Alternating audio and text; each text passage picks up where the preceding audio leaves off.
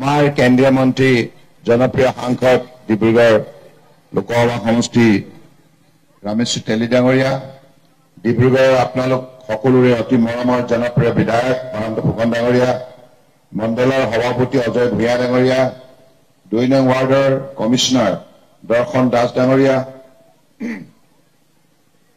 সোণু ৰয় ডাঙৰীয়া, মাধুৰ্য নাথ ডাঙৰীয়া আৰু আজি সভাত উপস্থিত পৰমশ্ৰদ্ধা ৰাইজ।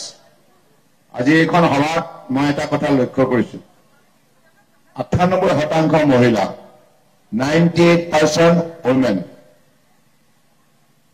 তাৰ মানে কি 98% ইয়াত যিমান মানুহ উপস্থিত আছে তাৰ ভিতৰত 98% women। আৰু য'ত মহিলা থাকে আপোনালোকে জানেনে তাত কি থাকে? মহাশক্তি থাকে। যেখানে মহিলা থাকে ওইখানে মহাশক্তি থাকে।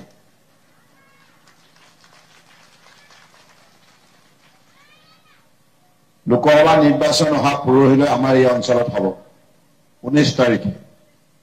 গতিকে এই নিৰ্বাচনত আপোনালোকে ভোট দিওঁতে সকলোৱে এই ডিব্ৰুগড় ভৱিষ্যত ৰানিং চাইডৰ ভৱিষ্যত নিৰ্মাণৰ বাবে ভোটটো দিব লাগিব। কাৰণ দেশৰ গোটেই পৰিস্থিতিৰ আপোনালোকে অধ্যয়ন কৰক। যোৱা 10 বছৰ নৰেন্দ্ৰ মোদী ডাঙৰীয়াই খুব সততাৰে, দক্ষতাৰে, দৃঢ়তাৰে, বলিষ্ঠতাৰে তেখেতে ভাৰত ৰাষ্ট্ৰক পৰিচালনা কৰিলে, যাৰ বাবে আমি সকলো লাভান্বিত হল। আজি সমাজৰ সকলো শ্ৰেণী, মহিলা, যুৱক যুৱতী, বৃদ্ধ বৃদ্ধা, বিধৱা, অবিবাহিত মহিলা, খেতিয়ক, শ্ৰমিক, দিন হাজিৰা কৰা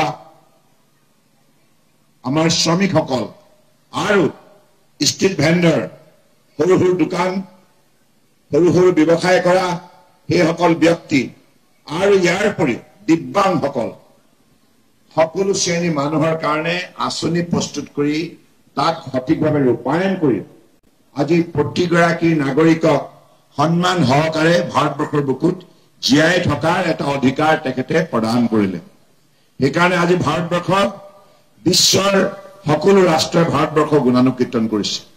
মোদী ডাঙৰীয়াৰ নেতৃত্বক ভৰি প্ৰশংসা কৰিছে আৰু সকলোৱে একেমুখে কৈছে এইখন ভাৰতবৰ্ষৰ উন্নয়নৰ যি যাত্ৰা দৃঢ়তাৰে আগবাঢ়িছে, এই যাত্ৰাই ভাৰতবৰ্ষক বিশ্বৰ সৰ্বশ্ৰেষ্ঠ ৰাষ্ট্ৰ হিচাপে গঢ়ি তোলাৰ ক্ষেত্ৰত সহায় কৰিব। গতিকে এইখিনি যে আমি ভাৰতবৰ্ষৰ জনতাই সন্মান পালো বিশ্ব মঞ্চত, আগতে কোনোদিনে কংগ্ৰেছৰ কাৰ্যকালত এইবোৰ সম্ভৱ নাছিল। কংগ্ৰেছে 60 বছৰ, মোদী ডাঙৰীয়া 10 বছৰ, কংগ্ৰেছৰ 60 বছৰ 60 years আৰু মোদীজীৰ 10 years। আৰু সেই 10 বছৰ তেখেতসকলে জনসাধাৰণৰ সমৰ্থন পায়ো, চৰকাৰ গঠন কৰিও তেখেতসকলে আজি মোদী ডাঙৰীয়াই 10 বছৰ যিবিলাক কাম কৰিলে 60 বছৰত কৰিব নোৱাৰিলে কিয়? এই প্ৰশ্ন আপোনালোকে কংগ্ৰেছ দলটোক কৰিবই লাগিব। আৰু আজিৰ তাৰিখত কংগ্ৰেছৰ ছত্ৰছায়াত দুটা ৰাজনৈতিক দল আহিছে আপোনালোকৰ সন্মুখত, এটা এজেপি আৰু এটা আপ। দুইটাৰ গঠবন্ধন কংগ্ৰেছৰ লগত আছে। আপোনালোকে জানে আপে এতিয়া পাঞ্জাৱত সংসদীয় নিৰ্বাচনত কংগ্ৰেছৰ সৈতে বুজাবুজি কৰিছে, দিল্লীত কৰিছে, আৰু ইয়াতো এজেপিয়ে কংগ্ৰেছৰ লগত বুজাবুজি কৰিছে আৰু আপেও ভিতৰে ভিতৰে কংগ্ৰেছৰ লগত মিতালি কৰিছে অসমতো, এই নিৰ্বাচনত, এই ডিব্ৰুগড় লোকসভাত। গতিকে কংগ্ৰেছে আজি মুকলি মনেৰে নিজৰ প্ৰতীক চিহ্ন হাতখন লৈ এই নিৰ্বাচনত প্ৰতিদ্বন্দ্বিতা নকৰিলে কিয়? এইটো এটা ডাঙৰ প্ৰশ্ন। আপোনালোকে কৰিছে নে নাজানো, কিয় নকৰিলে? কিয় হাতখন নাইকিয়া হৈ গল? কিয় আজি কংগ্ৰেছে জাহাজ আৰু আজি ঝাৰু আশ্ৰয় ল'ব লগা হৈছে? আৰু সিও তেখেতসকলে ভাবিছে যে জাতীয়তাবাদীৰ নামত যিবিলাক দল ইয়াত গঠন হৈছে, যিবিলাক দলে সাধাৰণতে আমি পিছপৰা সম্প্ৰদায়ক নেতৃত্ব দিওঁ বুলি পেলাই অসমত নানা ধৰণৰ সভা সমিতিত কৰি ফুৰিছে। প্ৰকৃতাৰ্থত মানুহে আৰু এতিয়া বুজি পাবলৈ বাকী নাই। ডিব্ৰুগড় সমষ্টিৰ ৰাইজ ৰাজনৈতিকভাৱে সচেতন, সজাগ আৰু সকলো বিবেকবান ভোটাৰ। মানুহক চাইহে থাকে আৰু ধৰিব পাৰে কোনজনে কি কথা কৈছে, কাৰ কি চতুৰালি আছে। ভাৰতীয় জনতা পাৰ্টীয়ে আজি তাৰিখত স্বচ্ছ আৰু নিকা নীতিৰে শাসনভাৰ পৰিচালনা কৰিছে। আজি অসমতো তেনেধৰণে চৰকাৰ চলিছে, দিল্লীতো চৰকাৰ চলিছে। আৰু আজি আপোনালোকে নিজেই মহিলা হিচাপে ভাবক, মহিলা সবলীকৰণৰ বাবে নৰেন্দ্ৰ মোদী ডাঙৰীয়ে কিমান আন্তৰিকতাৰে বেটী বচাও বেটী পঢ়াও পৰা আৰম্ভ কৰি ৩ তালাক আৰু অৰুণোদয় নানা ধৰণৰ আত্মসহায়ক গোট, আশা কৰ্মী সকলোৰে বাবে আজিৰ তাৰিখত যিমানখিনি স্বনিয়োজন আঁচনিলৈকে যিমান সংখ্যক আঁচনি ৰূপায়ণ হৈছে 10 বছৰ, তাৰ ফলত আজি মহিলাসকলৰ উপাৰ্জনো বাঢ়িছে, উৎপাদন শক্তিও বাঢ়িছে। মহিলাসকল সবলীকৰণ হৈছে, শক্তিশালী হৈছে। গতিকে মহিলা যেতিয়া সমাজত শক্তিশালী হয়, সেই সমাজে নিজৰ আটাইতকৈ সৰ্বোচ্চ পৰ্যায়ে শক্তি প্ৰদৰ্শন কৰিবলৈ সক্ষম হয় আৰু সেইখন সমাজে সফল হয়। আপোনালোকৰ কথা কৈ আছো, মনে মনে বহি আছে যে কিয়? মই কলো যিখন সমাজত মহিলাই অগ্ৰণী ভূমিকা পালন কৰে, নেতৃত্ব দিয়ে, সেইখন সমাজে আটাইতকৈ শক্তিশালী হয়। কাৰণ এই কথা যুগে যুগে প্ৰমাণ হৈ আহিছে। আৰু ভাৰতবৰ্ষ বিশ্বৰ বুকুত শক্তিশালী হ'ব লগা হলে মহিলাসকল শক্তিশালী হ'ব লাগিব। উপাৰ্জনত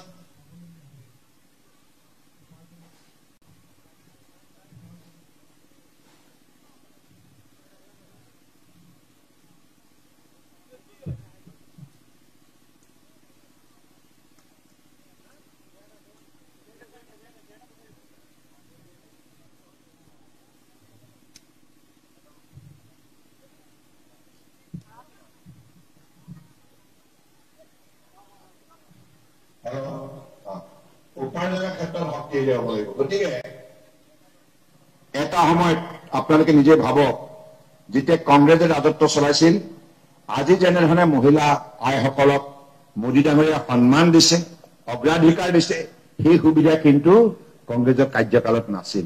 হয়নে নহয়? হয়নে নহয়? আজি আপুনি চাওক, মহিলা আজি বৈজ্ঞানিকসকলে চন্দ্ৰায়ন সেই যাত্ৰাটো ইছৰো প্ৰতিষ্ঠানত কাম কৰি বিশ্বৰ দৃষ্টি আকৰ্ষণ কৰিবলৈ সক্ষম হৈছে। আজি মহিলাসকলে মহাকাশৰ গৱেষণা হওক, মহাসাগৰৰ গৱেষণা হওক, ভাৰতীয় সেনাবাহিনীত হওক, ভাৰতীয় অৰ্ধ সেনাবাহিনী হওক, সকলো স্তৰতে মহিলাসকলে নিজৰ পাৰদৰ্শিতা দেখাবলৈ সক্ষম হৈছে।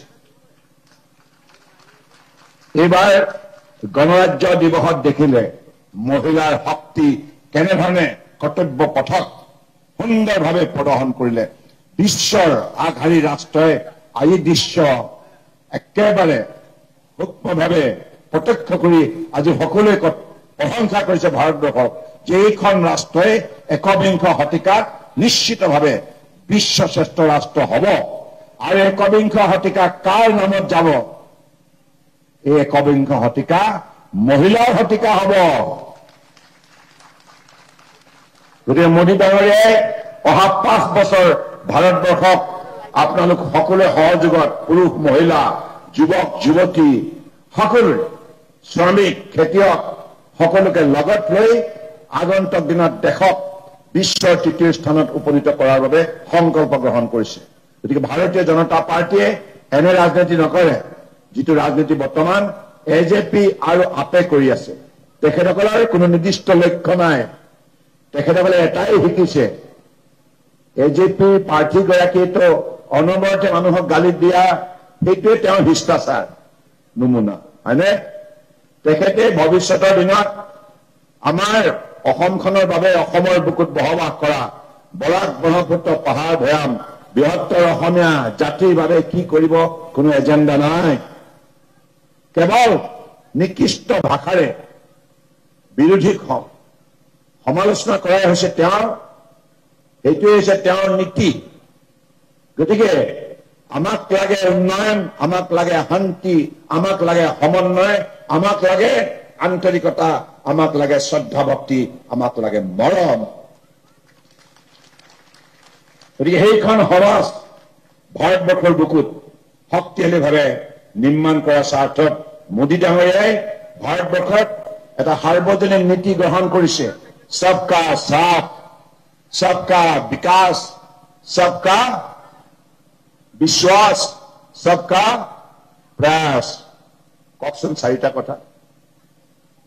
सबका साथ, सबका विकास, सबका विश्वास, सबका प्रयास।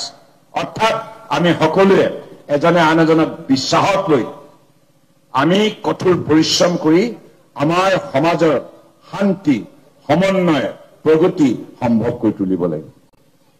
এইভাৱে আমি সমাজ শক্তিশালী কৰাৰ জন্য কাজ কৰি নেকি? হৈছে নাই? শুদ্ধ হৈছে নাই?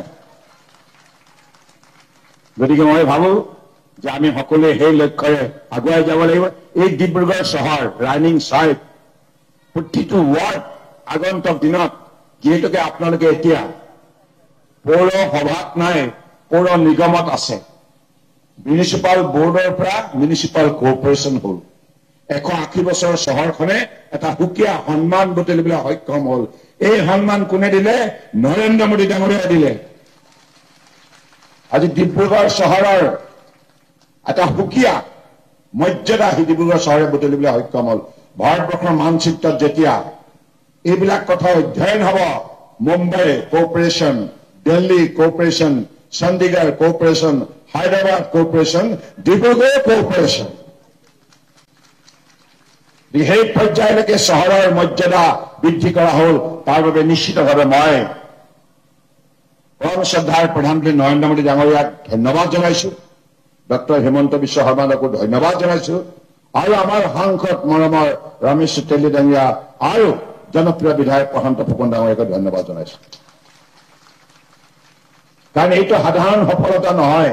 ডিব্ৰুগড় অঞ্চলৰ ৰাইজে, ডিব্ৰুগড় চহৰৰ ৰাইজে কৈ আছিল যে আমাৰ ইমান পুৰণি চহৰ, ইংৰাজৰ দিনত ইমান বিখ্যাত চহৰ আছিল ডিব্ৰুগড়, তৎসত্বেও আমি কিয় পৌৰসভাৰ মাজত সীমাবদ্ধ হৈ আছো? পৌৰ নিগম কেতিয়া হ'ম? গুৱাহাটী পৌৰ নিগম হ'ল, আমি দ্বিতীয় স্থানত থাকিব লাগে। এইখিনি আশা আকাংক্ষা ডিব্ৰুগড় চহৰৰ বাসিন্দাসকলৰ আছিল। কিন্তু আপোনালোকৰ আশা আকাংক্ষা আজি পূৰণ কৰাৰ ক্ষেত্ৰত নৰেন্দ্ৰ মোদী ডাঙৰীয়াই শক্তিশালী পদক্ষেপ ল'লে।